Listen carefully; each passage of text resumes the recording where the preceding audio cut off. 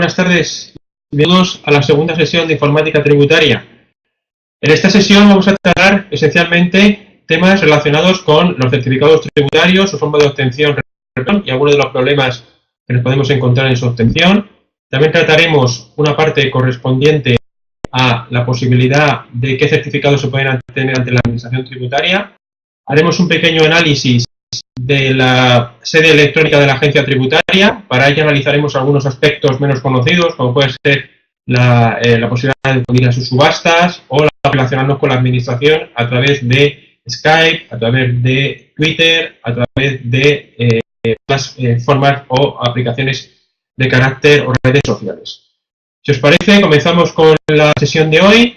En primer lugar, novedades en materia de tributarios. Ya vimos en la primera parte de la sesión anterior que los certificados tributarios implicaban la posibilidad de relacionarnos de manera electrónica con la administración y para determinados sujetos pasivos que habían recogido la Ley 39/2015, esencialmente las entidades y las personas del artículo 35.4.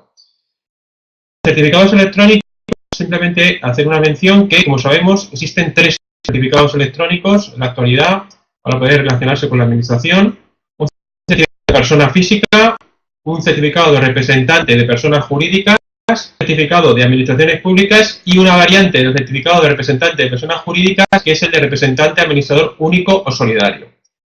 Bien, en relación con esto, lo primero que tenemos que introducir es que el certificado de representante para administradores únicos o solidarios no sirve para todos los casos de representación y por eso el certificado de representante de persona jurídica. Una de las principales novedades aprobadas de la Comunidad de la Unión Europea consiste en que la representación se le va a otorgar al representante de las personas jurídicas. Y por tanto, el certificado electrónico no se va a emitir a nombre de la entidad, sino a nombre del representante de las personas jurídicas. En concreto, certificados pueden ser para personas jurídicas que tengan un único administrador, pues podrá ser el certificado de administradores únicos o solidarios. Y en el caso de que no tengan esa situación, se podrá acudir al certificado de personas jurídicas. Tenemos que tener claro, en primer lugar, que la obtención del certificado por parte de las entidades y de las personas físicas no necesariamente ha de realizarse en la agencia tributaria. Existen hasta 200 lugares o oficinas de registro, según recoge en la página, en la sede electrónica de la Fábrica Nacional de la Moneda y Timbre. Por otra parte, una vez que hemos obtenido un certificado, o si poseemos un certificado, existe la posibilidad de acudir a la sede electrónica del Ministerio de Industria, Comercio y Turismo y dentro de esa página, el prestador de servicios electrónicos de confianza, podemos entrar y verificar si el certificado de los que poseemos es suficientemente válido en materia de garantías de seguridad para actuar ante la administración. Simplemente entráis aquí y podréis obtener cuáles son los prestadores cualificados de servicios electrónicos de confianza. Bien. En primer lugar, y a lo largo de la sesión de hoy, vamos a analizar en profundidad varias cuestiones. La primera es la acreditación de la identidad. La acreditación de la identidad se distinguir para las personas físicas y para las personas jurídicas, dos entes. Para las personas físicas vamos a tener una acreditación de la identidad para aquellos que tengan un NIF o estén identificados ante la Administración española a través del DNI, a través del NIE, a través del NIF con la letra L, NIF con la letra K y NIF con la M. Ahora analizaremos y veremos qué significa que tengan su nombre, empiece por el NIF con letra L, NIF con letra K o NIF con letra M.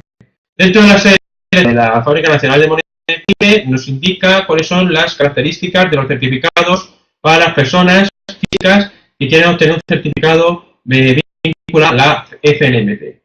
Simplemente, a modo comparativo, podemos distinguir ya diferentes certificados. Muchos de vosotros tendréis el DNI electrónico. Ese electrónico pues, se emite solamente para ciudadanos españoles, los únicos usuarios que lo pueden tener.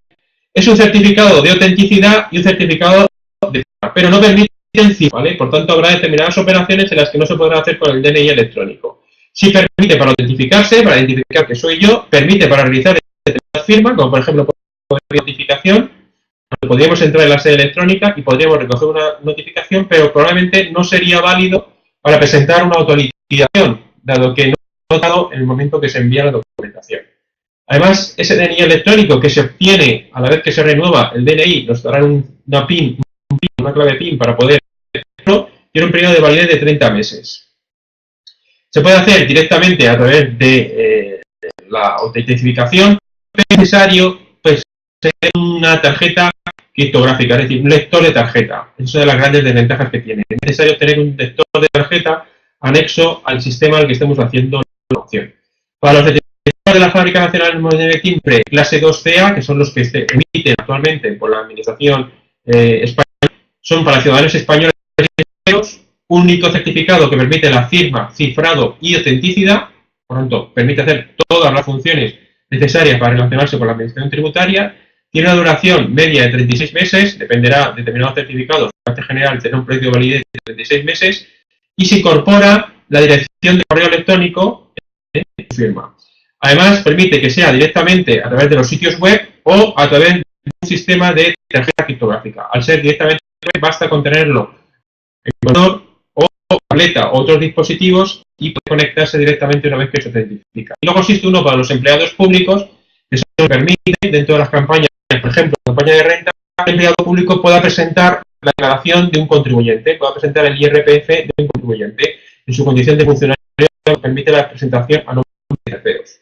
Dentro de los NIF hemos dicho que hay diferentes tipos de NIF. Esencialmente, los NIF, según la letra por la que van a tener una calificación de carácter desde el punto de vista mercantil. En concreto, todos los NIF que empiecen por la letra A serán sociedades anónimas, por la letra B, sociedades limitadas, por la letra C, sociedades activas, por la letra D, sociedades comanditarias, por la letra E, comunidades de bienes adyacentes y demás entes desprovistos de personalidad del artículo 35.4, con la letra E, cooperativas, con la letra G, asociaciones, con la H, comunidad de propietarios, J, sociedades civiles, P, corporaciones locales, organismos públicos, R, congregaciones e instituciones religiosas, S, administración del Estado, sus organismos autónomos, U, uniones temporales de empresas y V, otros tipos no definidos en las claves anteriores. Por tanto, simplemente con ver el NIF de una entidad podremos saber qué tipo de persona jurídica estamos detrás de ese NIF.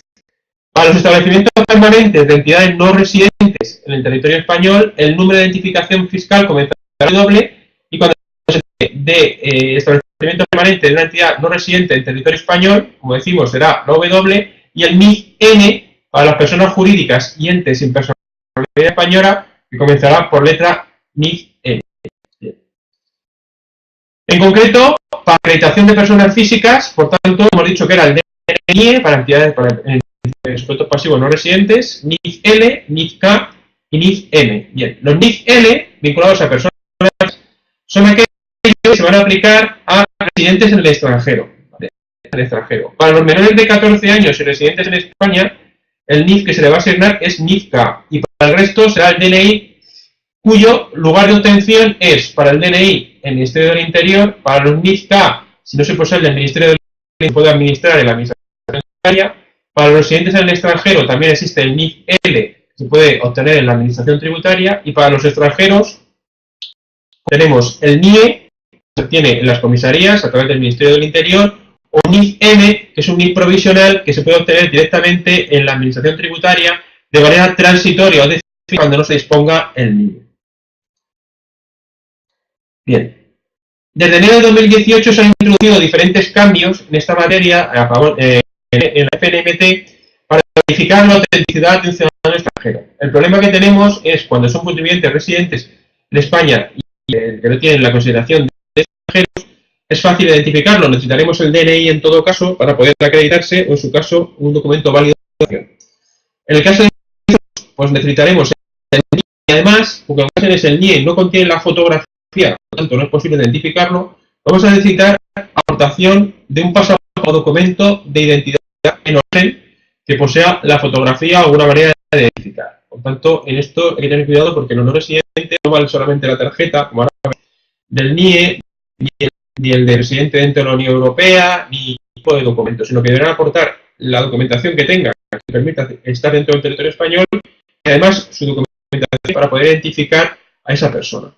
En concreto, ¿vale? Existe dentro de la página web de la Unión Europea para revisar la documentación, en aquellos casos que trabajéis como profesionales para verificar la documentación que se aporta y qué justificantes tiene. Existe una página que es la que os dejo aquí, https://Europa Prado es Prado Start Page HTML, que lo que vamos a encontrar aquí es la posibilidad de ver todos los documentos emitidos por todos los países desde que ellos tienen conocimiento de la existencia de un documento identificativo. A modo de ejemplo, podemos ver este acceso a acceso libre, por cualquiera de vosotros podéis entrar y podéis. Prado es un registro público de documentos auténticos de autenticidad, de identidad y de viaje. En él se van publicando todos los documentos que han sido aprobados por los diferentes países y la fecha de la expedición. Por lo tanto, ahí podemos verificar que un documento puede ser falso o no. La expedición es anterior a que se aprobara dicho documento, pues evidentemente no cuadraría con la situación. A modo de ejemplo, los últimos documentos sacados a 30 de octubre de 2017 un nuevo documento, un documento temporal de viaje emitido por las autoridades de Singapur, de la República de Singapur, que sería ese documento y que nosotros podemos verificar si cumple o no las condiciones. Existe una fotografía, se puede ver en anversos, se puede ver todo el tipo de documentación. Dentro de Prado no solo permite ver el documento, sino que además permite, con diferentes restricciones, evidentemente si son administraciones públicas o ciudadanos, verificar si ese documento es verdadero o no es verdadero, ¿vale? Como curiosidad, dentro de esta aplicación Prado aparecen determinados pasaportes que él identifica o denomina como fantasía.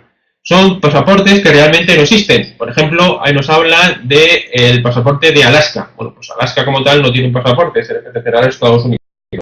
Otro, Aborígenes National Passport, pues tampoco. Imperial Casa Azteca. Bueno, pues vemos que hay un montón de documentos que, bueno, no son pasaportes válidos y aunque los tenga quien los aporte, pues no son títulos válidos para poder circular. En ella, dentro de la se van recogiendo todos los que podemos encontrar, todos los que han sido identificados hasta este momento y dentro de ellos, pues bueno, pues encontramos algunos bastante pues, variopintos, ¿no? Como por ejemplo Baskonia, indicado a la posibilidad de tener un pasaporte de Baskonia, Castellania, pues, un documento máster o máster de los 5 templarios, bueno, pues vamos a encontrar documentos de ese tipo que ya nos han identificado como documentos falsos y que no existen, como puede ser de otra manera. Dentro de la información de este documento Prado, podemos buscar por país expedidor, porque a veces nos interesa. Entonces, dentro del documento Prado nos permite que dentro de la Unión Europea nos mostrará todos los Estados miembros y nos dirá la posibilidad de obtener en cualquiera de ellos y además no solamente obtenerlo, sino ver el documento físico. A modo de ejemplo, si entramos en el de España, vemos los documentos y los pasaportes emitidos en España a lo largo de los años. Aquí nos aparece, por supuesto, el pasaporte que se emitía en el año 89, como debe ser, por delante de carátula. A partir del año 89 se empezó a emitir un nuevo pasaporte. A partir del 2003 existe este nuevo pasaporte. A partir del año 2006 aparece este nuevo pasaporte. A partir del 2015 aparece el nuevo pasaporte. Por lo tanto, es posible consultar todos los pasaportes que se han emitido en España durante los últimos años. Igual ocurre con el DNI. Existe la posibilidad de verificar cuáles son los DNI y la fecha en que se empezó a expedir ese documento y poder compararlo con el documento que nos estaba aportando, en este caso el cliente o el contribuyente, si acudimos a la administración, ¿vale? Aparecen documentos anteriores del año 90, del año 90, a partir del 2001, a partir del 2006, a partir del 2015. Podemos verificar, tenemos la parte delantera, la parte trasera. Visados, igualmente. Aparecen los visados que están vigentes en los años en los que ha estado vigente y el tipo de documento, como tiene que ser, lo cual nos permitirá saber si eso es verdadero o es falso. No sé si conocíais esta aplicación, los compañeros que están aquí presentes, que permite pues, ver los documentos.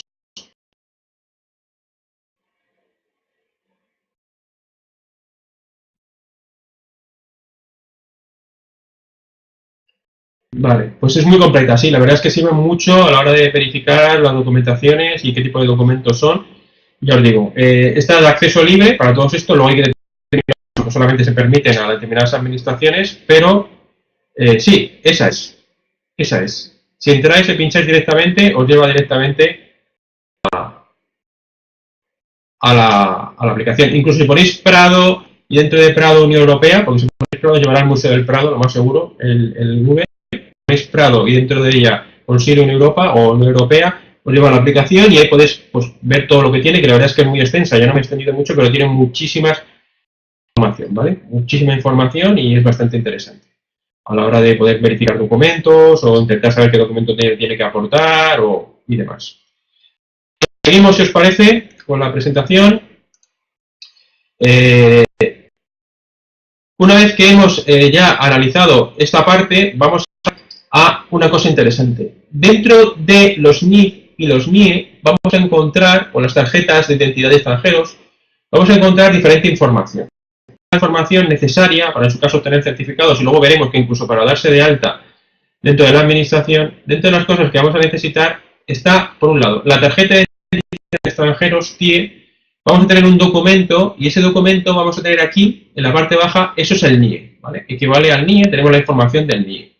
Por otra parte, existen documentos, como puede ser esto, que es el certificado de registro de ciudadano de la Unión, que se aplica solamente a ciudadanos comunitarios, pero que lo utilizan muchos contribuyentes que vienen de otros países en España. Bien, ese tipo de documentos lo podemos encontrar de tres tipos. Este documento, ¿vale?, que es una pequeña tarjeta en el que aparece pues, que es residente, ciudadano de la Unión Europea y desde cuándo es residente. Un documento escrito, pero que no lleva sello, y un tercer documento que va sellado, ¿vale? Es el certificado de la Unión Europea de registro y el certificado de registro de ciudadano de la Unión. Es una pequeña diferencia. Este es el certificado de la Unión Europea de registro y este simplemente es el certificado de registro de ciudadano, ¿vale? Existe pequeña diferencia, una de ellas es el sello, ¿vale? El texto no es exactamente igual, aunque es muy parecido.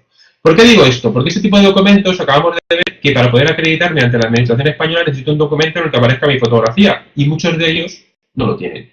Este sería un ejemplo de documento en el que no aparece la fotografía, por lo cual, para poder emitir certificado de la FNBT o la clave PIN, es necesario que el contribuyente vaya acreditándose con otro documento del país de origen que permita su identificación. Ahí tendríamos, como he dicho, el pasaporte, tendríamos otros títulos que puedan servir como documento. Bien, también podemos encontrar el NIF-NIE, ¿vale? Y el número de soporte, que ahora veremos qué es el número de soporte, cuando uno accede a la agencia tributaria y ya tiene un NIF asignado y puede solicitar una copia, el certificado de su tarjeta de NIF, ¿vale? Introduciéndose en ella, puede tener su tarjeta de NIF. También existe, ¿vale?, la posibilidad de la comisaría. Yo acudo a la comisaría cuando llego por primera vez a España y solicito que se me asigne un NIE, un número de identificación de extranjeros. Bueno, pues el NIE que se aporta a la comisaría es el dato a la Administración española, y con esa información, pues es el NIE efectos pues, de la Policía Nacional y por tanto efecto de circular por el territorio español. Y por otro lado, es muy importante, cuando un contribuyente obtiene el NIE, lo que se hace es que se carga en la agencia tributaria, pero el contribuyente necesita ir a la Administración a darse de alta, como si dijéramos, en sus obligaciones físicas. Por tanto, deberá acudir a la Administración a obtener un modelo 030, ¿vale? Un modelo 030 en el que diga, porque soy residente, no soy residente, voy a desarrollar una actividad económica, no voy a desarrollar una actividad económica, porque si no lo que pasará es que cuando se cargue este dato por parte de la Comunidad, el contribuyente cargará como contribuyente no residente en principio sin obligaciones tributarias más allá de los residentes, de tal manera que si quiere hacer cualquier tipo de actividad, desde abrir una cuenta o operar el tráfico, necesitará estar registrado de manera censal ante la Administración tributaria. Una vez que se tiene este NIE, aunque la información del NIE, el número ya lo tenemos, faltaría completar la información de registro y censo dentro de la Administración tributaria. Por eso es muy importante que una vez que se obtenga este número, se acuda a la Administración. Luego veremos que no es necesario acudir a la Administración, porque existe la posibilidad de hacerlo desde casa con un colaborador social. ¿Qué es la FNB? ¿Qué dice la FNBT? La FNBT dice que los extranjeros, pues que tenemos que acudir a cualquier documento de identificación, pero que, bueno, pues que esa documentación no tiene una prelación. Las oficinas de registro de la Administración tampoco tienen que elegir uno respecto de otro, sino aquel que permita acreditar la verdadera persona que se está autentificando. ¿Dónde lo dice todo esto? Bueno, pues si lo entramos en la Fábrica Nacional de Moneda de Timbre en su sede electrónica, hay una sección que es de pregunta frecuente. En concreto, en la pregunta 1343 se dice qué documentación hay que presentar en las oficinas de acreditación para solicitar el certificado de la FNBT de persona. El solicitante, ¿vale? Ahí se identifica, pues lo que acabamos de ver, que tienes que aportar el NIE, y en el caso de ciudadanos extranjeros, además un documento que permita su identificación. Por tanto, el pasaporte o otro documento válido. Bien, cuestión muy interesante. Posibilidad, si es posible o no, de solicitar el certificado de representación de personas físicas. De personas jurídicas lo hemos visto, claro, puede ser de administrador único solidario o representante de persona jurídica. La pregunta que tenemos que hacernos es si es posible o no hacer la representación de una persona física que represente a otra persona física.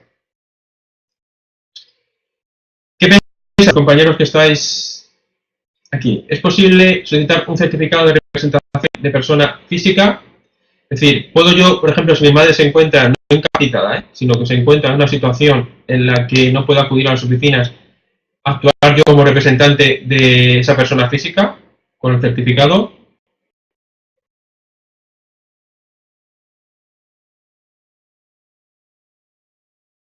Vale. Lo que dice Miguel García es dar poder notarial, pero eso no es lo que estoy planteando, Miguel. El poder notarial es para que alguien pueda venir en mi nombre, ¿vale?, a recoger mi certificado. Pero aquí estamos dando un paso más, ¿vale? Si alguien puede representarme a mí directamente ante la administración tributaria, ¿vale? La otra cosa, que es lo que vamos a ver luego, es si yo físicamente no puedo ir, pues puedo hacer que me acredite ante un notario, y una vez que tengo la acreditación ante notario, mandar a otra persona para que vaya a recogerlo. Pero ahora lo que estoy planteando es si puede ser alguien mi representante, es decir, que en lugar de operar yo, opere en mi nombre. Bueno, pues para las personas físicas, ¿vale?, no es posible. Por hoy, la FNMT no permite, ¿vale?, la representación de personas físicas. Ni tan siquiera, ¿vale?, para la representación de personas que se encuentran por sentencia judicial firme incapacitadas, ¿vale? Ni tan siquiera para ese tipo de personas. ¿Por qué? Porque el riesgo que existe, si entramos en la FNMT, de que se puedan utilizar esa información para personas fallecidas o personas que puedan revocar, que les haya podido revocar esa autorización y no se pueda controlar, pues el riesgo respecto al beneficio que se puede operar se considera hoy por hoy, con las posibilidades que tenemos técnicas, no es posible obtener un certificado de representación de persona física, ¿vale? Por tanto, hoy por hoy no podríamos tener esa situación, lo que genera algunos problemas, ¿vale? Los problemas. Otra cuestión que es la que Miguel es diferente, es cuando yo no puedo ir a recoger la firma, si existe la posibilidad de que alguien le recoja en mi nombre, porque en principio esto es un acto personalísimo, yo tengo que acudir a las oficinas a que se me identifique el funcionario con la documentación necesaria para poder emitirme el certificado de la FNMT. No obstante, se prevé la posibilidad de que sea el propio solicitante y futuro titular del certificado el que acuda a un notario y dentro de la notaría cumpla los siguientes requisitos. En primer lugar, se ha de imprimir el formulario contrato que viene recogido en la Fábrica Nacional de Moneda y Timbre y ha de ser por lo tanto no vale un acto en el que el notario redacta un documento, sino que tiene que ser este contrato, se debe firmar tanto por el anverso como por el reverso, aceptarse ante el notario de persona y no vale ningún tipo de representación adicional, como puede ser que conocido por mí esta persona, que yo conozco el legitimado de esta firma, que he legitimado esta firma en anteriores ocasiones. Por tanto, tiene que ser ante la persona, personado ante el notario, la persona que quiera otorgar el poder de recoger ese certificado, y una vez que se tiene ese certificado, el documento se protocoliza y esa, ¿vale?, con esa firma legitimada, ya se puede acudir a recoger el correspondiente certificado, ¿vale? Por tanto, sí que se puede acudir a otra persona en mi nombre a poder recoger el certificado, pero no vale con un documento firmado por mí porque autorizo a fulanito a que recoja el certificado de la FNMT en mi nombre, sino que debe cumplir estos requisitos que vienen recogidos en la Fábrica Nacional de Moneda y Timbre como el órgano competente para el registro de este tipo de entidades, ¿vale? Y todos y cada uno de estos apartados. Consulta 1633 de la FNMT. Bien. Aquí aclaramos, para que no exista ningún tipo de duda, porque esto ha generado bastante confusión, que la personación del solicitante no será indispensable si la firma de la solicitud de expedición de certificado ha sido legitimada mediante presencia notarial, no admitiéndose legitimaciones realizadas por conocimiento personal de la firma, por cotejo o por cotejo con otra firma que conste en el protocolo o el libro de registro a su cargo. Por tanto, solamente cuando se acude esa persona a la notaría y en la presencia del notario se firma ese documento, es el único supuesto en el que se va a admitir posteriormente, ¿vale?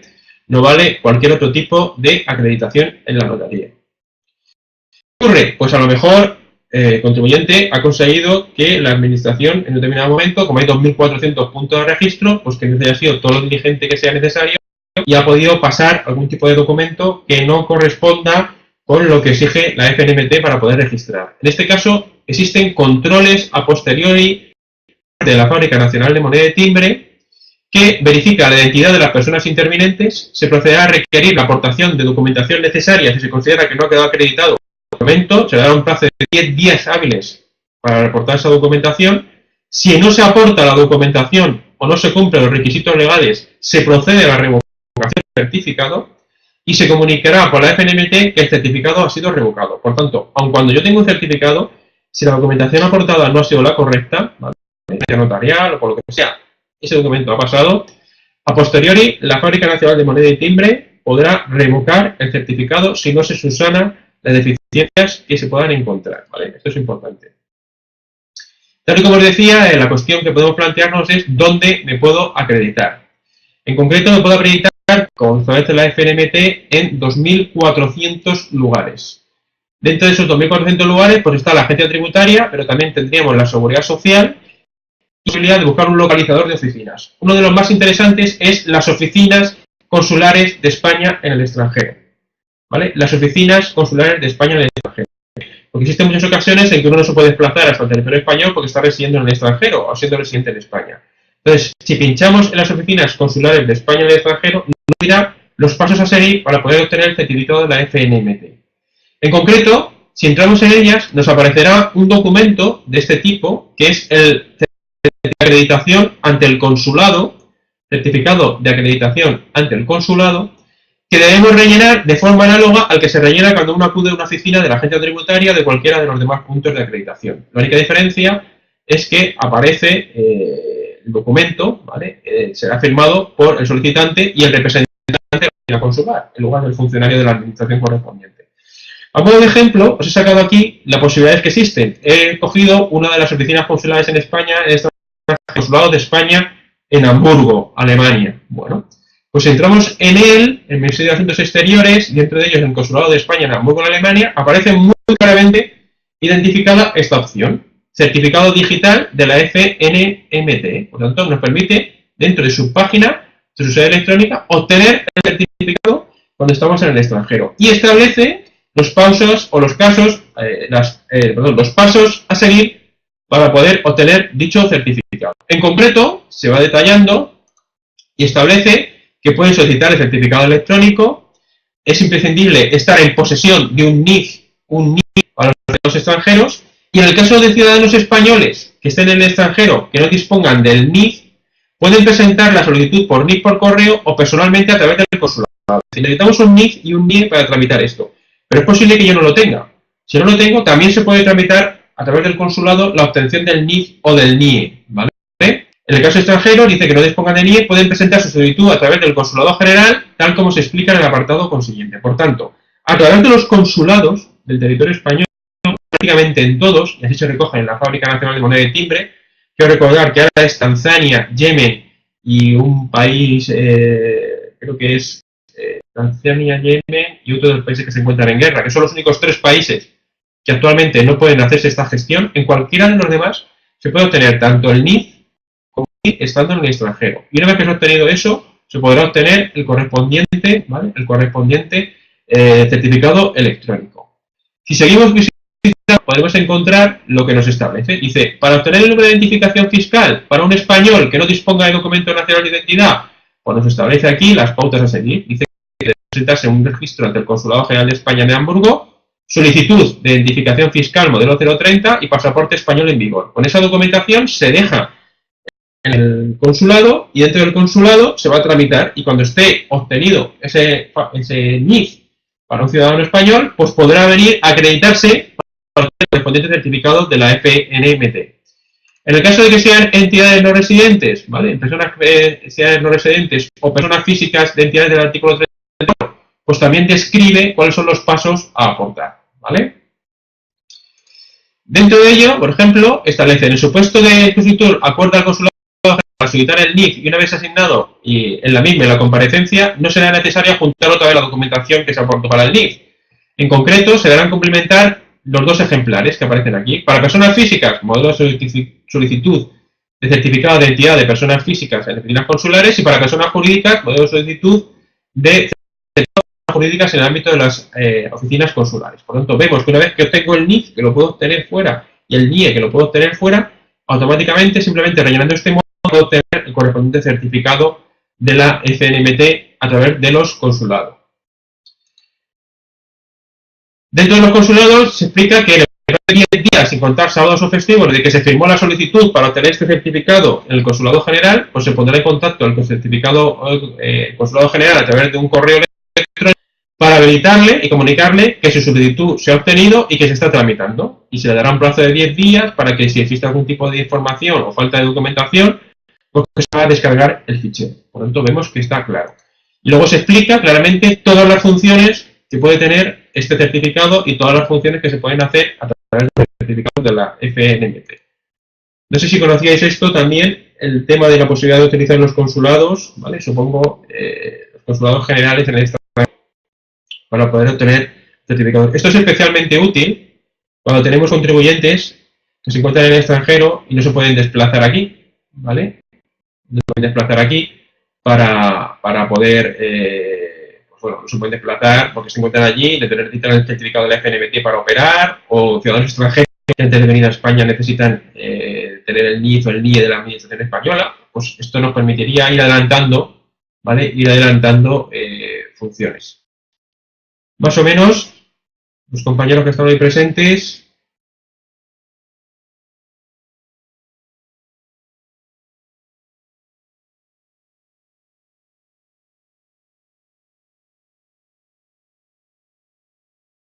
Vale. Bien. No sé si sea útil, ¿no? Porque la idea de esta sesión es hacerlo evidentemente práctica. La parte teórica la tenéis en el material, ahí se os cuenta, está detallado, pero un poco más práctico va a ser esta sesión, intentando ver pues cuestiones ya más concretas y ver que es todo lo que habéis estudiado ahí, todo lo que habéis trabajado dentro del material, pues que eso tiene una parte que se puede aplicar, ¿vale? Que se puede aplicar en la realidad, en el mundo real en el que nos movemos, que al final es lo que necesitamos, pues que todo lo que hemos aprendido, pues que realmente lo podamos sacar un rendimiento, ¿vale? Bien, si os parece, seguimos. Vamos a ver más cosas, más situaciones o más circunstancias que debemos conocer a la hora de los certificados de la FNMT, y luego el paso siguiente, que sería darme cuenta ya en la administración con el modelo 030. Vamos a encontrar diferentes documentos. Va a haber un documento, por ejemplo, que podría ser el de residencia y trabajo para los extranjeros en España, que va a tener una parte importante. La parte importante es esto que vamos a encontrar aquí. Este documento es lo que se denomina número de soporte, ¿vale? Este número, perdonad, es lo que se denomina número de soporte. Y veremos que es fundamental, porque yo, una vez que tengo el número de soporte, voy a poder hacer muchas de las cosas sin tener que acudir a la oficina. Entre otras cosas, darme de alta, ¿vale? Obtener información, ¿vale? Para darme de alta en el 030 sin tener que acudir a la agencia tributaria y, por tanto, tener que perder el tiempo en la gestión de la misma. En concreto, ¿vale? Existen dos posibilidades. Una vez que yo tengo el número de soporte, y ahora lo veremos aquí, luego lo veremos paso por paso, yo puedo ir a la tributaria a través de la sede electrónica y con el número de soporte, o bien con un CSV. ¿Y esto qué es? A veces la administración tributaria lanza campañas para los contribuyentes que se han dado de alta en la administración tributaria para incitarles, entre comillas, a que se den de alta también de manera fiscal.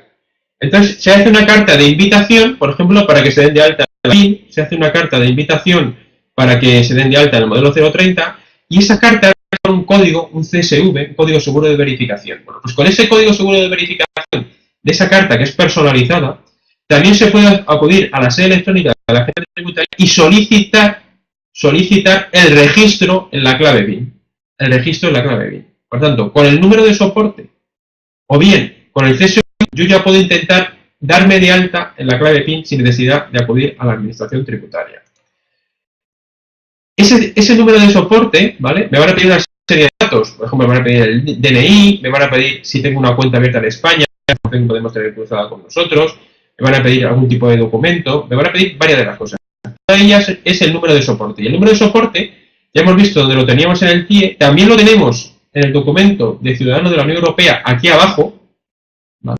Este número que aparece aquí abajo, lo único que aquí es muy importante, debemos añadir la letra E. Si no añadimos la letra E, nos dirá que es un número de soporte erróneo, ¿vale? Pero si ponemos la letra E y este número completo, es como si dijéramos la verificación de que ese documento es original, de que ese documento es verdadero, de que ese es el documento cierto, y veremos que podemos darnos de alta de manera censal. El número de soporte también aparece aquí, en este tipo de documentos de certificado de la Unión Europea, también aparece aquí. El número de soporte también aparece aquí abajo, también aparece aquí arriba y también aparece aquí arriba, este tipo de documentos.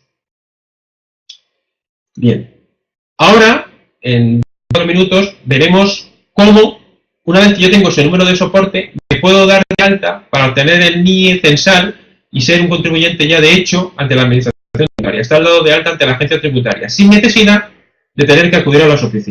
Normalmente lo que se hace es que uno pasa por la comisaría, obtiene un NIE y una vez que ha obtenido un NIE, pide cita en la administración tributaria o no pide cita porque como no tiene el NIE asignado, si no lo tiene asignado, no podrá pedir la cita, pero acude a las oficinas para que se dé de alta en el modelo 030, para que censalmente pase a formar parte de la administración tributaria y esté recogido censalmente. Bien, eso implica un traslado, eso implica tener que moverme hacia la administración, que puede ser que esté cerca o que esté lejos, y supone dinero y supone tiempo. Ahora veremos en un momentito la posibilidad de que con ese número de soporte y contando con un colaborador social o con el propio contribuyente se dé de alta de la administración tributaria, ¿vale? Lo que se llama autocenso. Antes de nada, simplemente comentar que para el desarrollo de determinadas profesiones se está haciendo, por ejemplo, que es obtener el certificado de delitos de naturaleza sexual. Entonces, ese certificado que se emite por el Ministerio de Justicia, por el cual se comunica que no existen antecedentes penales.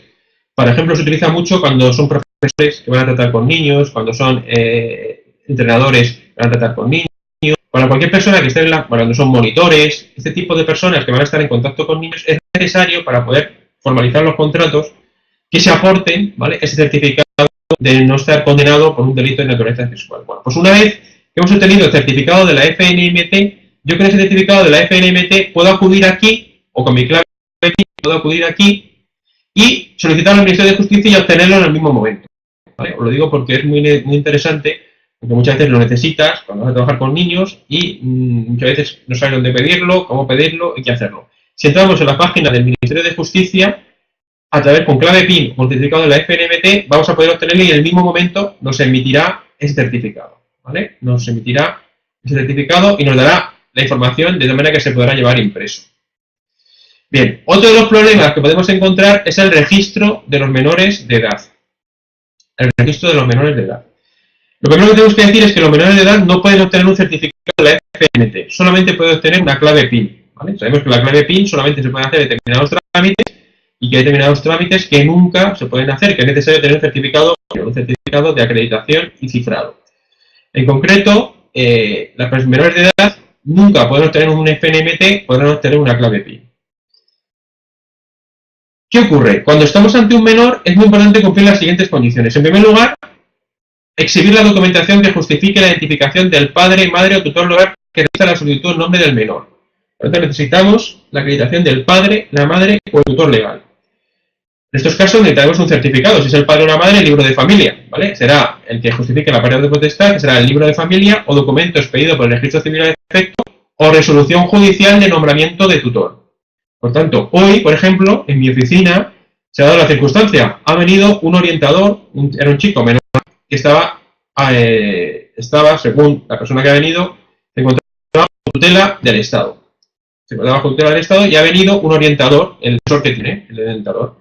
Bueno, pues no le hemos podido emitir el certificado de la FNMT, porque no puede ser, y tampoco la clave PIN. ¿Por qué? Porque él nos manifestaba que era el tutor legal el Estado, pero no se acreditaba que la persona que venía en concreto estaba acreditada y podía tener representación de ese menor.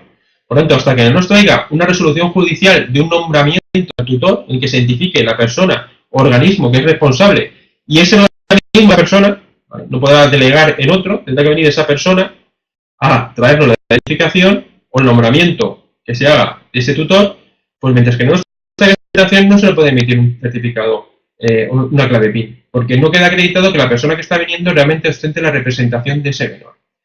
Al menor se le necesita o debe aportar un DNI en vigor o documentación legalmente establecida en el caso de ser extranjero. Por lo tanto, el menor deberá estar previamente identificado ante la policía. Por lo tanto, ir a obtener un DNI en vigor o documentativo, como puede ser un pasaporte, en el caso de que fuera un extranjero. Hay que tener en cuenta que el registro siempre exige la presencia del interesado, aunque sea menor de edad, por lo tanto, el niño menor de edad tendrá que acudir a las oficinas junto con el representante legal, el tutor legal y su DNI en vigor. En el caso español, de menores de 14 años se debe aportar el DNI porque no es obligatorio, pero como se puede obtener de forma voluntaria, la Fábrica Nacional de la Moneda de Timbre exige que previamente se haya identificado ante la policía ese menor. Por tanto, menores de 14 años deben aportar documento que justifique la identificación del padre, madre o tutor legal, documento que justifique la tutela a través del libro de familia o la patria potestad, y hay que tener en cuenta que si es menor tiene que tener un DNI en vigor. Fuera de estos supuestos no es posible la utilización de una clave PIN para un menor.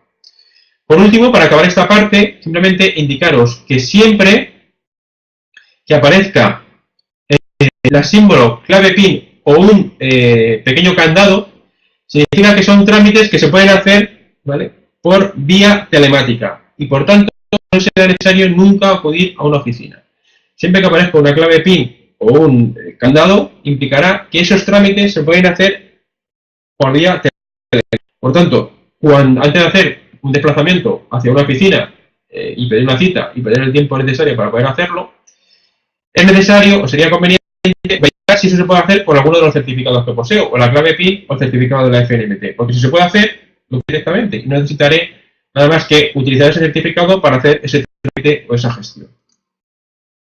Bien, la validez de los certificados de la FNMT, ¿vale?, tiene un periodo de validez de 2 años para las personas jurídicas y de 4 para las personas físicas. Transcurrido de ese periodo de tiempo, pues se va a producir a la caducidad del mismo. Existe la posibilidad de renovar un certificado, si bien en el caso de que el último certificado sea renovado por un plazo superior a 5 años, es decir, que desde la última vez que se emitió el último certificado han pasado 5 años de acudir a las oficinas, es necesario volver a acudir a las oficinas a acreditarse, ¿vale? Por tanto, al renovar un certificado electrónico, solo permite la renovación de los certificados de personas físicas, o de jurídicas, hay que volver a acreditarse, porque el cambio mercantil es muy ágil y puede ser que la persona que en su día lo tenía ya no sea administrador, por lo tanto será necesario para las personas jurídicas en todo caso acudir, y para las personas físicas, ¿vale?, se pueden obtener siempre y cuando se pueden renovar desde casa, siempre y cuando se renueve durante los 60 días anteriores a la expiración y cuando no se haya acudido,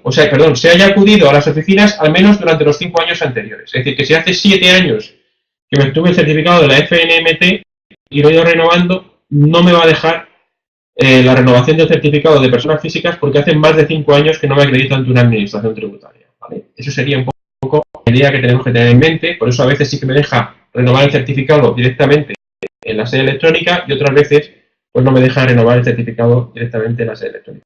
Como sabéis, la lista de precios es 24 euros para administrador único y solidario, para el resto de personas jurídicas, y para las entidades del 35.4 son 0 euros el coste de esta operación. Y existe además la posibilidad de que si me he equivocado, imaginemos que somos una entidad del artículo 35.4 y he solicitado un certificado de administrador único y solidario de personas jurídicas. Bueno, pues se prevé la posibilidad de que se devuelva por parte de la Fábrica Nacional de Moneda de Timbre cuando se solicite en el plazo máximo de 7 días naturales contados de solicitud del certificado. Durante los 7 días naturales he solicitado un certificado y no es el que corresponde, si solicito a la Fábrica Nacional de Moneda y no se ha utilizado ese certificado, pues se procederá a la devolución. Se procederá a la devolución en la misma cuenta en la que se produjo dicha pago. El plazo de devolución otorgado a la FNMT es de 14 días desde que se reconoce, 14 días laborales desde el momento que se le reconoce. Y existe la posibilidad de llamar a este número de teléfono del cliente en el que se podrá recibir más información. A modo de resumen, pues tenéis aquí el tipo de certificado, la documentación de la entidad que debe aportarse, ¿vale?, y la documentación del representante, que ahora lo trataremos en más profundidad. Bien. Además, como esto es un coste para las compañías, se puede obtener la factura pro forma del certificado de la Fábrica Nacional de Moneda y Timbre, de tal manera que yo puedo obtener mi factura y me puedo deducir el correspondiente IVA y, en su caso, el impuesto sobre sociedades, o en el caso de actividad económica, o además, en el caso de que desarrolle una actividad que necesite obtener certificado de la Fábrica Nacional de Timbre, pues tendré mi certificado y puedo obtener mi factura. En el caso de que se anule esa factura, pues se habrá una factura rectificativa, ¿vale? Se hará una factura rectificativa y recibiré, en su caso, la factura rectificativa. Existe la posibilidad de que se me revoquen los certificados de personas físicas. Bueno, se pueden revocar, ¿vale? De que se revoquen, pues quedan sin efectos. Luego veremos un poco cómo hacer eso y qué. Bien, más o menos hasta aquí, los compañeros que estáis presentes, ¿ha quedado más o menos claro esto?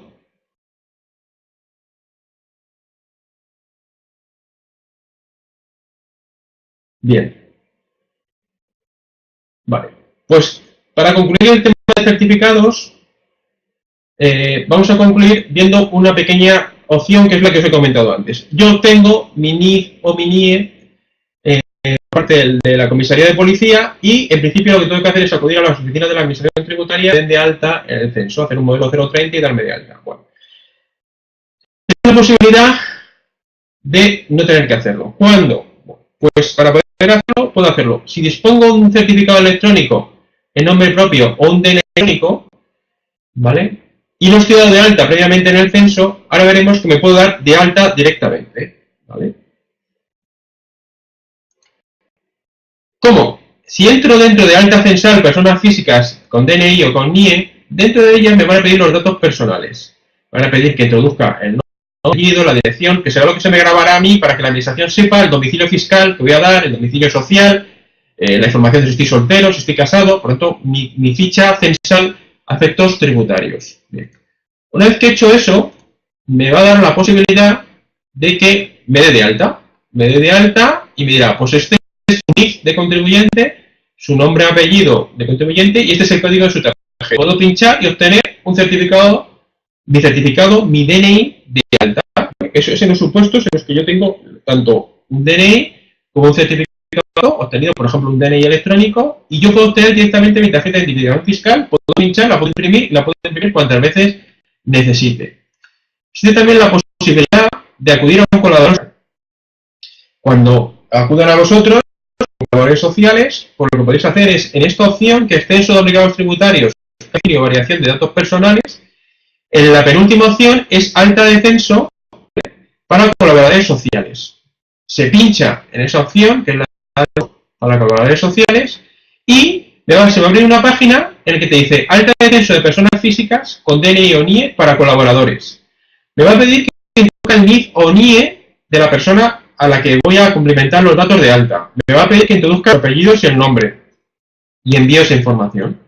Una vez que la información, me va a decir introduzca el número de soporte. Por tanto, ese número de soporte que hemos estado viendo es el documento, es el número que yo necesito, el código que yo necesito para que a través de un colaborador social, sin necesidad de acudir a una oficina, la agencia tributaria, introduciendo aquí ese código de soporte, ese número de soporte, automáticamente es como si acudiera yo a las oficinas de la administración tributaria a generar un modelo 030.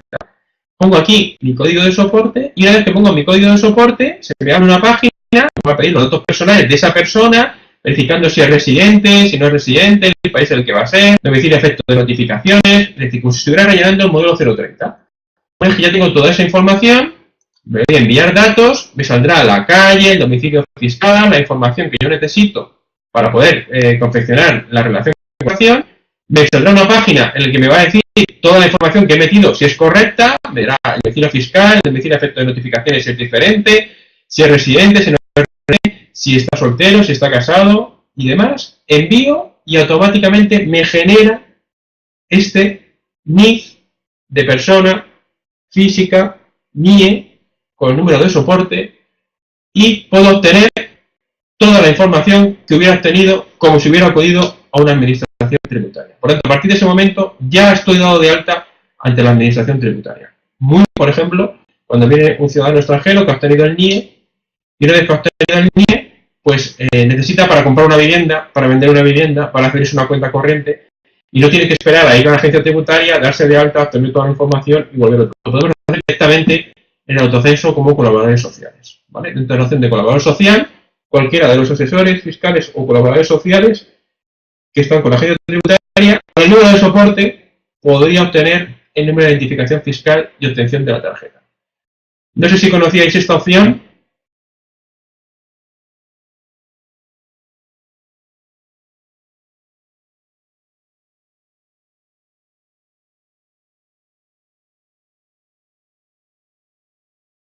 ¿Vale? Esto es muy, muy útil, ¿vale? Muy, muy útil. Porque muchas veces os evita un desplazamiento. Si sois asesores o colaboradores sociales, tenéis que ir a la administración con el cliente para darle de alta, para tramitarlo. Ahora lo podéis hacer de vuestra oficina, coste cero, y la gestión es lo que se le cobra al cliente, aparte de obtenerlo en el momento. Si tenemos información, se lo lleva en el momento. Se lo lleva en el momento. ¿Vale? Más o menos entendido. Seguimos. Bien. Si pincháramos en algún momento y no tuviéramos acreditados ante la agencia tributaria, el contribuyente quiere verlo y no estado de alta en la agencia tributaria, tendrá NIE, pero cuando pinche en la administración, en mi expediente le dirá, usted no ha estado de alta, usted no tiene expediente porque no ha estado de alta ante la administración. Y por tanto le dirá que pinche ahí para incorporar los datos, es decir, para darse de alta. ¿Vale? Para darse de alta. Bien. Entidades sin personalidad jurídica. Muy importante también, durante los últimos años, aquí tenemos a todas las personas jurídicas, la más importante, comunidades de bienes, pero también las comunidades de propietarios. Las comunidades de propietarios tienen que acudir a acreditarse ante la administración tributaria. Hemos hecho un ejercicio práctico, ¿vale? Un ejercicio práctico en el que decíamos que me tengo que dar de alta una comunidad de propietarios y qué documentación tenía que aportar. Bueno, pues acudimos a la sede de la fábrica de timbre, establece que quién puede solicitar ese certificado, las comunidades de propietarios dentro de las entidades sin personalidad jurídica, les habla de las entidades, las E, las H, las comunidades de propietarios y diversas. Bien. Dentro de ellas te dice la documentación a aportar y te dice si son entidades que tengan que inscribirse en un registro público o especial, deben aportar una nota simple o certificado de ese registro y fijaros, con una validez de días anteriores. Por lo tanto, ojo, porque si tengo un certificado que está emitido hace más tiempo, es posible que me lo echen para atrás. ¿Vale? Por lo tanto, lo que me piden es que el certificado de la inscripción esté emitido 15 días antes. Si es superior, me lo podrían echar para atrás. No obstante, se hace la mención de que en el caso de que hubiera una saturación de citas para tener certificado PNMT, que a veces ha pasado, sobre todo en primeras fases, esta introducción, los 15 días se contarán desde el momento en el que el contribuyente pidió la cita, ¿vale? Por lo tanto, si pidió la cita y no me da un mes, pues será, en ese mes le descuento 15 días para atrás, ¿vale? Porque si no, llegaría un momento que a lo mejor la cita no me la dan en el plazo de esos 15 días, sino en 20, y por lo cual cuando llegue no sirve para nada. Se aclara que en el caso de que exista una cita posterior, pues la fecha será no desde la ESA, sino del momento, se tendrá cumplido esos requisitos, en el momento de solicitar la cita, estará dentro del plazo de los 15 días, con independencia de que tuviera que ir un mes más tarde, ¿vale? A poder obtenerlo. Por lo tanto, ojo, porque necesito ese documento. En el caso de que se tengan que estar en un registro, no deban estar escritas en un registro especial, los documentos autorizados con hasta 6 meses de antelación. Estamos hablando de actas, de junta de comunidades de propietarios, o otros documentos, por ejemplo, en asociaciones y demás, nos deberán aportar un certificado que no puede tener una vigencia superior a 6 meses. Si hace más de 6 meses que se emitió el certificado, es necesario que se remita de nuevo, imprima de nuevo certificado, se garantice que sigue vigente. ¿Qué ocurre respecto al representante? Bueno, la representación se mediará mediante certificados o notas simples, si sea inscrita en un registro público. Si en ello consta la identificación del representante, por ejemplo, determinadas entidades o asociaciones deben estar inscritas en el registro de asociaciones.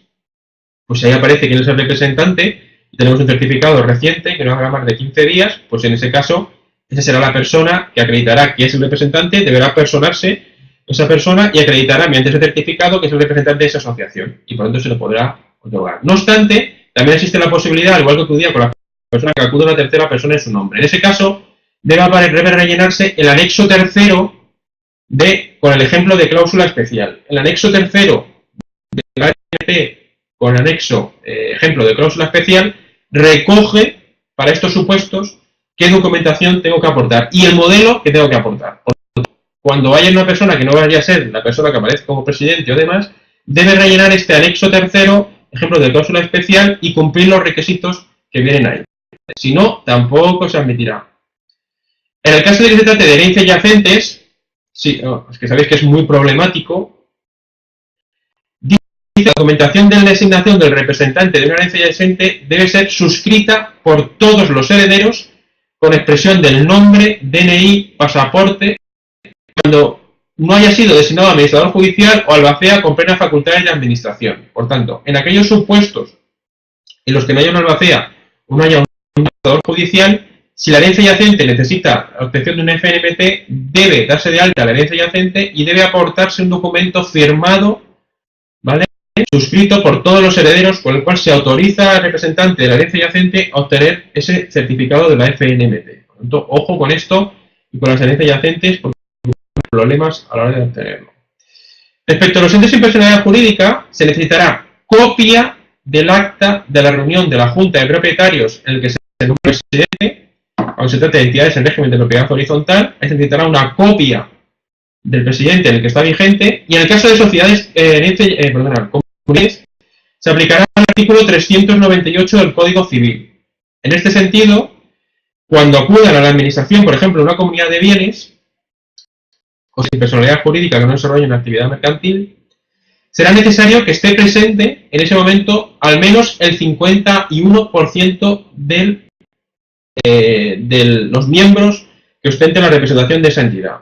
Si acuden uno de los representantes que no tiene ese, no se le va a poder emitir el certificado de la FNMT. Es muy común que las comunidades de bienes hagan el 50%. Okay. En el caso de que acudan al 50%, tienen que acudir los dos. Tienen que acudir los dos. Si están al 50%, es necesario que acudan los dos comuneros. Si uno de ellos tiene el 51%, basta con que acuda uno de los comuneros. Al ausentar la representación superior al 50%, se le podría otorgar a ese comunero la obtención de la FNMT. ¿Qué ocurre? Existe la posibilidad de que en el momento de que se constituya, eso se eleve a público en la notaría, los acuerdos de la comunidad de bienes, y en ese momento, ante notario, se dice, mediante la firma legitimada de una de las partes, que va a ser uno de los comuneros el que va a hacer todas las actuaciones ante la FNMT. Por lo tanto, si se está desarrollando y creando la comunidad de bienes y ante notario se acredita que uno de los comuneros del otro, como se ha hecho ante notario, y se ha hecho con las actuaciones comprobadas de que es la firma y con la correspondiente autorización, y eso permitirá que uno de los comuneros pueda recogerlo aunque no tenga el 51%. ¿Vale? También hay la posibilidad de que sea representante de esa comunidad una persona jurídica. Si es representante de esa comunidad una persona jurídica, el solicitante deberá acreditar que las facultades de la administración o representante legal de la misma, es decir, deberán acreditarlo no solo quién es el representante de esa comunidad de bienes, sino que ha autorizado a la persona jurídica para que pueda recogerlo en nombre de la comunidad de bienes. Por eso habrá que hacer doble salto. Habrá que ver si se puede obtener o no el certificado porque tenga el 50%, y el que se persona, si ese representante de la persona jurídica está legitimado por esa persona jurídica para obtener el certificado de la FNMT. Nos estamos encontrando que vienen contribuyendo representantes de personas jurídicas, pero que la persona que viene a recogerlo no tiene capacidad para representar a la persona jurídica para acreditar ante la FNMT. Y por lo tanto se lo tenemos que... Por lo tanto, ojo, porque necesitamos, en estos casos, que la persona que recoge el nombre de la persona jurídica a su vez sea la representante o la competente de esa persona jurídica para poder tener ese certificado. Si no es el competente de esa persona jurídica para obtener ese certificado, aun cuando tenga un porcentaje superior al 51% de la comunidad de bienes, dado que el que viene acreditado, que es el representante de esa entidad, tampoco se le podrá emitir el certificado de la FNMT. Y por supuesto, podemos acudir a un poder especial. Siempre la figura del poder especial, con representación y cumpliendo los requisitos que establece el anexo tercero, permitirá salvar este tipo de situaciones. Vale. No sé si esto más o menos ha quedado claro, porque tiene la idea de las entes sin personalidad jurídica, más o menos lo tenemos.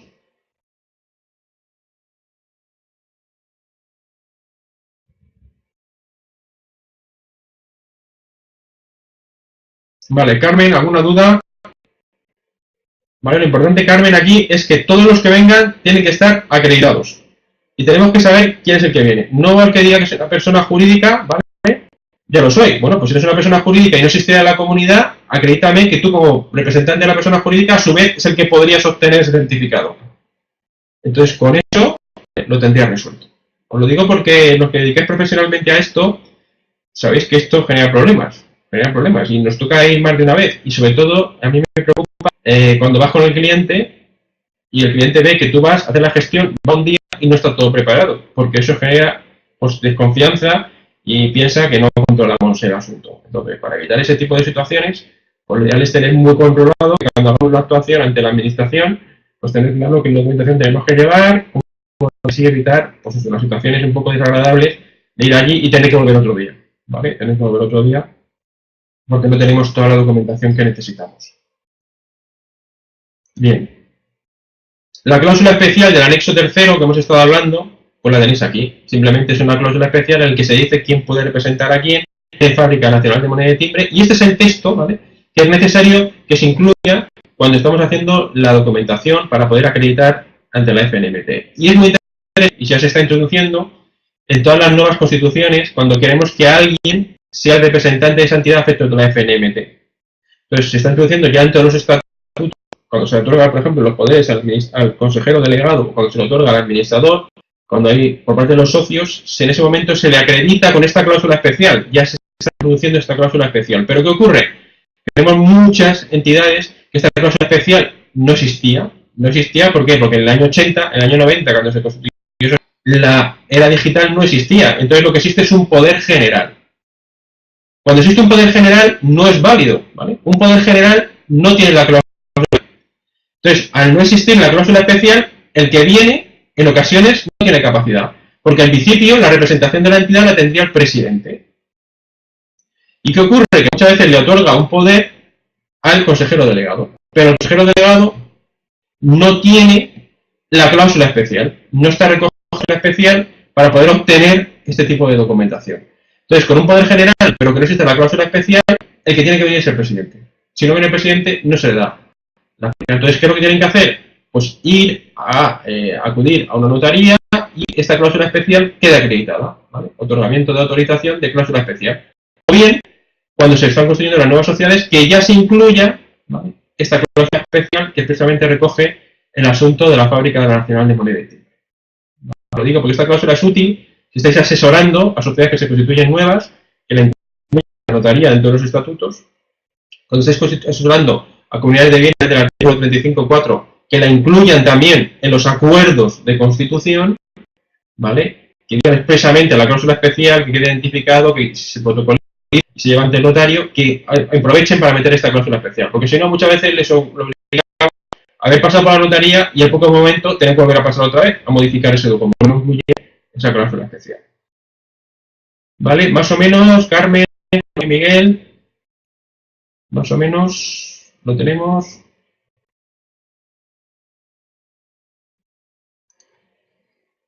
Bien. Existe la posibilidad para flexibilizar la comunidad de propietarios, ¿vale? Se ha tenido por cuestión tributaria, se está empezando a autorizar por un dictamen de un servicio jurídico que en los casos en los que se trata de comunidades de propietarios era muy común el administrador de fincas el que acudía a recoger el certificado de la FNMT, porque es el que iba luego a gestionar esa finca. Bien, en principio el administrador de fincas no es el representante es el presidente de la comunidad. Con lo cual, hasta el presidente de la comunidad con el administrador de fincas no era posible obtener ese certificado. Bien, lo que se ha hecho para flexibilizar esto es que si hay una junta, ¿vale?, de propietarios y en esa junta de propietarios asisten más del 50% de los mismos, con la firma del presidente se puede otorgar un poder de representación al administrador de fincas. De tal manera que si se acuerda en junta y estaba más del 50%, se cumple lo que establece el Código Civil, ¿vale?, se puede ver la posibilidad de que el administrador en esa junta se le apruebe la posibilidad de recoger en nombre de la comunidad de propietarios ese certificado de la FNMT. De tal manera que ya el administrador de fincas puede acudir solo sin necesidad de que acude el presidente. Pero solo en aquellos casos en los que exista un acta, en el acta se acoja este acuerdo y además más del 50% de los mismos estuviera presente, porque si no, no se cumpliría la condición del Código Civil del 50% de los comuneros otorguen la representación a favor de uno, ¿vale? Es una manera de flexibilizarlo, pero es necesario que acudan prácticamente es necesario que acudan más del 50%. No es sencillo a la hora de conseguir esto, pero a veces sí que ocurre, sobre todo en constituciones, o sobre todo en juntas en las que se diga expresamente que tienen que acudir más del 50% para obtener el certificado. Pues en ese caso sería posible la opción de que fuera el administrador de fincas, sin el presidente, cuando tenga ese acuerdo en la Junta y esté reconocido la posibilidad de recoger el certificado del administrador de la comunidad y hayan estado presentes más del 50%. Bien, aparecen aquí el anexo segundo de las personas con entidad jurídica la necesidad de aportar documentos del registro mercantil que no tengan una vigencia superior a 15 días. Por tanto, para personas jurídicas acudiremos al registro mercantil, sacaremos un certificado del registro mercantil y ese certificado del registro mercantil no puede tener una antigüedad superior a 15 días. Si supera los 15 días, pues es posible que nos obliguen a sacar un nuevo certificado del registro mercantil en el que se acrediten los cargos y la representación de ese tipo de entidad. Cuando se trate de entidades religiosas, cooperativas y demás no inscritas en el registro mercantil, lo que nos pedirán es un certificado, ¿vale?, emitido por el órgano competente, si están inscritas en el registro competente, si no están inscritas por el secretario normalmente o por el representante de la, en el que se identifique que esos cargos están vigentes y tenga una validez no superior a 15 días. Las sociedades civiles y demás personalidad, documento público en el que se acredite su constitución fehaciente y ese documento público debe estar autorizado con una antigüedad de 6 meses. Si hay una antigüedad más de 6 meses y no se inscribe en el registro público correspondiente, es necesario otorgar, ¿vale?, un nuevo documento por parte del secretario o por parte del competente en el que diga que esos cargos siguen vigentes. Bien, pues esto era más o menos lo que quería plantear en esta sesión. Nos quedará una última sesión en la que entraremos en la sede electrónica. Quería haberlo hecho hoy, pero llevamos ya 1 hora y casi 15 minutos, y luego que no es muy pesado. Haremos una última sesión en la que trataremos finalmente, como os he dicho, de la posibilidad de la sede electrónica de acudir a las subastas y, por otra parte, también de la relación con la agencia tributaria a través de las redes sociales, ¿vale? Veremos que existen muchas posibilidades de relacionarnos con la agencia tributaria, posibilidad de suscribirnos a los mensajes de la agencia tributaria, a un sistema de RSS, a un sistema de Twitter, a un sistema... Eso lo veremos, si os parece, en la siguiente sesión, porque más de 1 hora y 10 minutos, pues creo que para una sesión de esta, pues no es muy conveniente. Simplemente agradeceros vuestra estar aquí, confío que os haya parecido interesante la sesión, confío en que os esté pareciendo interesante el curso, no solamente la sesión, la asignatura y el curso de informática tributaria, y sobre todo, pues confío que os parezca útil, porque lo más importante de esta parte es que sea y exceder un poco de lo que sería el estudio básico del derecho tributario, que también lo tenemos, pero el estudio básico de lo que sería lo común, lo que suele venir en los libros, que nos cuenten un poco la parte práctica y la parte que podemos utilizar ya una vez que conocemos toda la materia. No sé si tenéis alguna apreciación del curso o del material que estáis trabajando.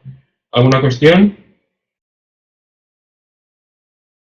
Sí, me decía Miguel que los plazos de validez de 15 días de certificado está dentro del régimen que hemos mencionado, de que si no se necesita, eso es.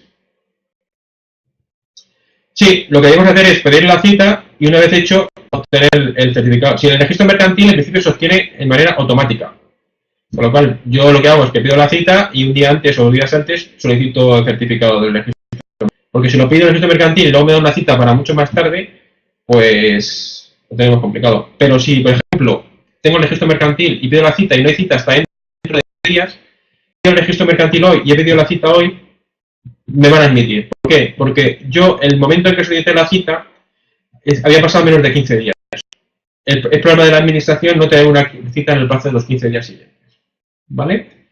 Esa es un poco la filosofía para intentar arreglar la situación. Ya no se produce mucho eso, pero sí que es cierto que en los primeros momentos, cuando entró el certificado y hubo que renovar todos los certificados de todas las entidades, pues había determinadas oficinas en las que era difícil obtener pues una cita en el plazo razonable de 15 días. Bien, ¿alguna cuestión sobre el curso que queráis que comentemos? Aprovechamos hoy que estamos más presentes, aunque estáis en el campus, tenéis en el campus para cualquier duda o cuestión. ¿Algún tema, alguna cuestión que os parezca que debemos resaltar? Bien. Y luego aprovecho para preguntaros, porque luego es más difícil. ¿Os parece interesante lo que hemos visto hasta ahora?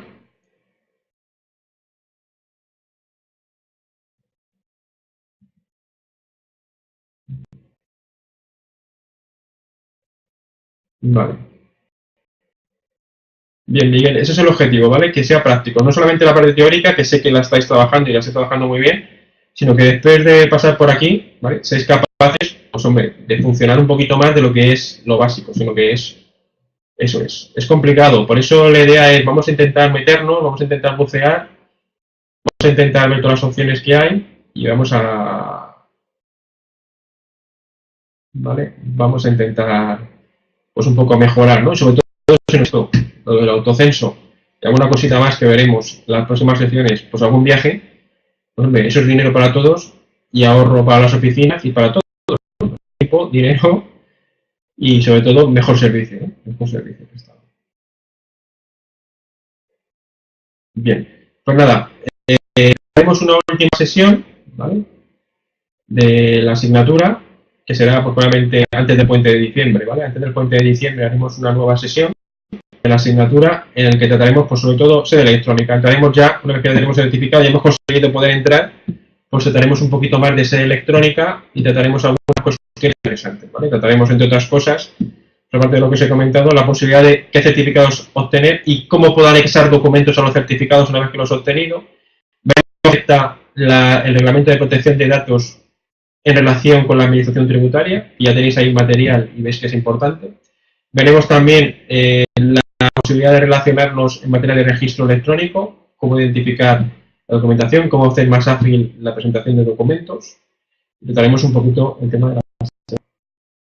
Bien, pues si no tenéis ninguna cuestión más y no tenéis nada más, pues yo creo que por hoy hemos cumplido los objetivos.